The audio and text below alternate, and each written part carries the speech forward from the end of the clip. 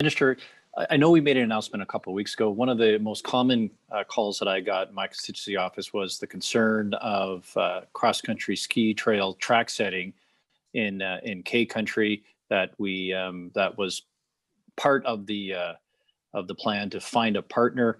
I know we made an announcement a couple of weeks ago, but maybe not everyone heard about it. I was wondering if you can talk about the partnership that we have in place and what the longer term plans are to ensure that we can maintain track setting, not only for use of Albertans, but to attract tourists to this beautiful park and then help build our economy. Yeah, we were excited to be able to announce a partnership with Nordic Alberta in Kananaskis the other day. I was excited to go to Kananaskis and spend some time with them. We had been working on that relationship over the last several months to be able to come up with a plan for track setting in that area. I will say, Jason, that track setting elsewhere within the province does come with a fee to be able to access. And our government ran on focusing on trails. And so we've promised to bring a Trails Act, which will come, I hope, in the spring. Depending, of course, how things progress through the legislature, but definitely by next fall, which will make some clear legislation around being able to help create a system where we can protect trails. Of course, for cross-country skiing is a great example, but hiking clubs, different off-highway vehicle locations across the province. And so we have lots of different types of trail systems that are important to be able to maintain.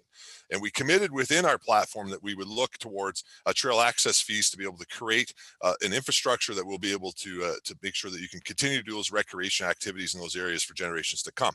One of the big issues when it comes to trails is water crossings or in the case of ski trails, buying equipment as well as avalanche watching and different things that we have to do to be able to maintain the ability for people to be able to go and utilize those trails. And not all Albertans utilize them. And so by putting in a moderate fee, which in this case is voluntary at the parking lots, so we were able to not have to put staff out on the trail sites to be able to try to collect fees.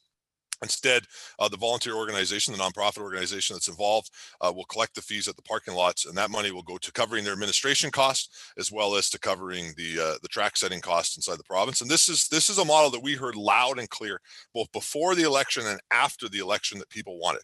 I can't count the amount of letters that I've received from people that say, "Hey, bring in some sort of a fee, a modest fee. We'd like to be able to help maintain these areas. We recognize the financial situation the government's in, and we're happy to be able to pay a moderate fee to be able to continue to access this great resource."